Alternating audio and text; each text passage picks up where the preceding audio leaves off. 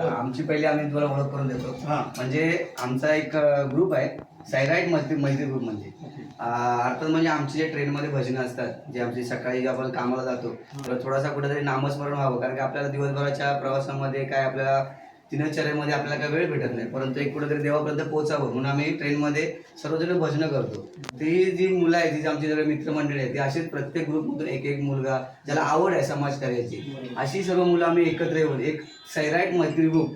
सैराट म्हणजे लोक समजतात की सैराट म्हणजे कसं, तुम्ही सैराट व्हा म्हणजे कसं, तुम्ही फक्त प्रेमासाठी सैराट नाही, पण मैत्रीसाठी, समाजासाठी.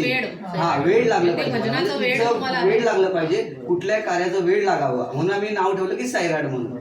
तर या सैराटच्या माध्यमातून आम्ही आता हळूहळू छोटे छोटे समाजकार्य काहीतरी प्रबोधन करण्याचा प्रयत्न करतोय.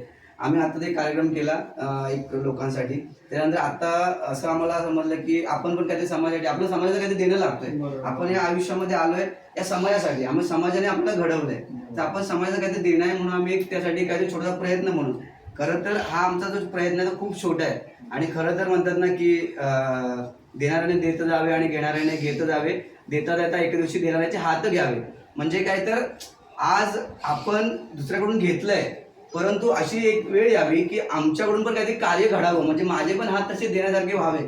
तर मला वाटतं हा जो अनाथांचा आश्रम आहे म्हणजे अविरत, नाव खूप छान आहे अविरत, म्हणजे तुमची अविरत सेवा घडत राहो, या सर्व माता पित्यांच्या चरणी अविरत घडत राहो, असे मला वाटतं नाव खूप छान ठेवलंय. आणि याचे तुम्ही सर्व म्हणजे विजय मोहिते दादा आणि अर्चना ताई, खरोखरच या दोघांनी एवढं सुंदर, म्हणजे जेव्हा पांडुरंग विठेवरती उभा राहून जेव्हा पुंडलिकाच्या भेटीला आला तेव्हा पुंडलिक आई वडिलांची सेवा करत होता, परंतु पुंडलिकाने काय सांगितलं, जोपर्यंत माझ्या आई वडिलांची सेवा पूर्ण होत नाही तोपर्यंत मी तुला भेटायला येणार नाही. म्हणजे याचा अर्थ काय, देव सुद्धा त्या विठेवरती उभा राहिला का, तर माझा भक्त हा आई वडिलांची पहिली सेवा करतोय, म्हणजे पहिलं प्राधान्य काय आहे तर आपल्या आई वडिलांच्या सेवेसाठी. तर मला वाटतं तुम्ही आज एवढे माता पिता यांचे तुम्ही आज म्हणजे पुत्र झालात आणि इतके माता पिता तुम्हाला लाभले, तर कारण वाटतं पांडुरंग काय अखंड वैकुंठ मला वाटतं तुमच्या कुठेतरी पाय दिली, तुमच्याकडून शक्ती दिली असं मला वाटतं. आणि तुमच्या एवढंच प्रार्थना करतो की तुमच्याकडून अशीच दीर्घायुष्य सेवा घडत राहू, तुम्हाला देखील दोन्ही उभय त्यांना तुमच्या कुटुंबाला सुख समृद्धी आणि भरभराटीचं निरोगी आयुष्य लाभो. कारण की आयुष्यामध्ये सगळ्यात महत्त्वाचं कोण असेल तर आपल्यासाठी आपण स्वतः असतो, आणि तुम्ही स्वतःसाठी करत असताना देखील इतरांसाठी झटताय, हे खरंच एक कौतुकाची गोष्ट आहे. आम्ही जे कार्य करतो खूप छोटे आहे, परंतु एवढी ईश्वराची प्रार्थना करून की अजूनही आमच्याकडून काहीतरी घडत राहू, तुमच्याकडून आम्हाला काहीतरी प्रेरणा मिळो, या अविरत आश्रमाकडून प्रेरणा मिळो, विजय दादा अर्चनाताई यांच्याकडून आम्हाला काहीतरी प्रेरणा मिळो.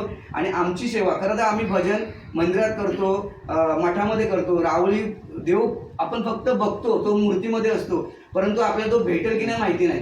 परंतु आज या आश्रमामध्ये आल्यानंतर असं वाटलं की खरी स्वामी समर्थ भेटले, आनंद आले. खरं तर आम्हाला असं वाटलं की स्वामी समर्थाने सांगून ठेवलंय की तुम्ही लोकांची सेवा करा, लोकांसाठी मी आहे. स्वामी समर्थाने देखील लोकांसाठी आयुष्य झिजवलं.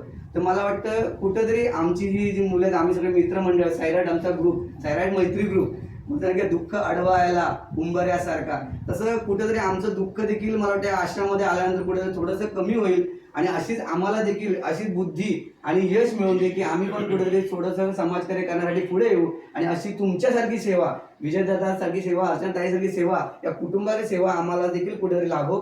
आमच्याकडून काही चुकलं असेल, आमच्याकडून अजून काही करण्यासारखं असेल तर आम्हाला नक्की सांगा ताई, दादा, आम्ही जेवढं होईल तेवढं नक्की प्रयत्न करू. आणि या सर्व माता पित्यांना मला साष्टांग धन्यवाद.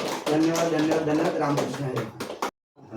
आमचं हे म्हणजे मठासारखंच आहे, म्हणजे आणि हे कुटुंब आहे, हे फक्त वृद्धाश्रम नाहीये, तर हे वृद्धाश्रमानंतर जी चाइल्डहुड असतं ते आहे, बालावस्था, वृद्धावस्थेनंतर ही पुन्हा बालावस्था आहे. म्हणजे ते फक्त ते इतरांच्या आईवडील, आमचे स्वतःचे पण आईवडील आहेत. म्हणजे खरोखर तो पांडुरंगाला एवढीच प्रार्थना करू, जसं तू त्या कुंडलीसाठी उभा राहिलास विठेवरती, तर तुमच्या दोघांसाठी देखील त्यांची सेवा करत असताना असाच उभा राहा तुमच्या पाठीशी. आणि हे आई वडील पण आमचे एवढे कॉपरेटिव्ह आहेत ना की आम्हाला मुलांसारखं सांभाळतात. ते सगळे खूप आम्हाला म्हणजे प्रेम पण देतात. म्हणजे एका आई वडिलांचं आम्हाला एवढ्यांचं प्रेम मिळतं, म्हणजे आम्ही खरंच भाग्यवान समजतो. खरं आजच्या जगामध्ये आपण आपल्या स्वतःच्या आई वडिलांची सेवा करायला कुठेतरी अपुरे पडतो, परंतु तुम्ही स्वतःच्या आई वडिलांबरोबर इतर आई वडिलांची देखील सेवा करताय, निस्वार्थ सेवा करताय. खरंच म्हणजे स्वामी समर्थ एका वटवृक्षातून आले होते आणि हा वटवृक्ष तुमचा आहे ना म्हणजे पूर्ण भरलेला आहे. आणि मला वाटतं स्वामी समर्थ कुठेतरी नक्की वास करत असतील. या हवेमध्ये त्यांचं कुठेतरी ऋण असेल, कुठेतरी तुम्हाला भाग्य लाभेल एवढीच प्रार्थना करतो. तुम्हाला दीर्घायुष्य आणि सुखी आणि निरोगी आयुष्य लाभो एवढंच स्वामी समर्थ प्रार्थना करतो. धन्यवाद. नावातच तो भारी आहे. प्रश्न आहे ना, आता तुम्ही म्हणण्यापेक्षा ते लोक सैराटला वेगळ्या रूपाने ऍक्च्युअली तो ते रूप चुकीचं आहे. त्यात पण एक संदेश दिलाय नवरात्र मंजुळेने ना, तो पण एक समाजाला संदेश द्यायचा होता, पण लोकांनी तो वेगळ्या प्रकारे घेतला. तर ठीक आहे, तो डझंट मॅटर.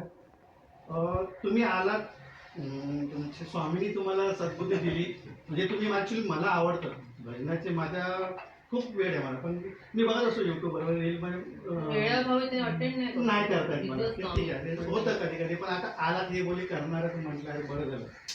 तुला कुठं नाही म्हणलं त्या कोपऱ्यात एक थोडं असं आपलं ते बालपण जागृत असतं, म्हणजे मेला करायचं होतं, मला डान्स पण करायचा होता भजनावर, पण ते नाही झालं पॉसिबल थोडं. पण ठीक आहे, नेक्स्ट टाइम आपण तो व्यवस्थित प्लॅन करू.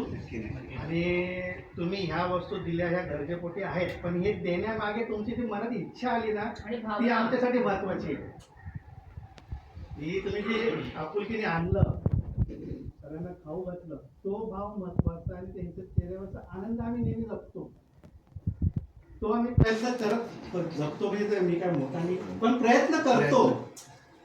स्वामींच्या कृपेने म्हणा, किंवा अर्चना आहे, फिलोमिना आंटी आहे, मंदाजी आहे, दुरी बाबा आहेत, माझी आई आहे, माडी काका आमचे स्वामी भक्त आहेत. ते प्रश्न तुम्ही वरती एकदा बघा तुम्ही, कंटिन्यू त्यांचा जप चालू असतो. म्हणजे आम्ही कसं असतं ना, आम्ही बंधनात नाही ठेवलं. आणि प्रत्येकाचे वेगळे विषय प्रत्येकाचे वेगळे विषय ते प्रत्येक घरात असतं.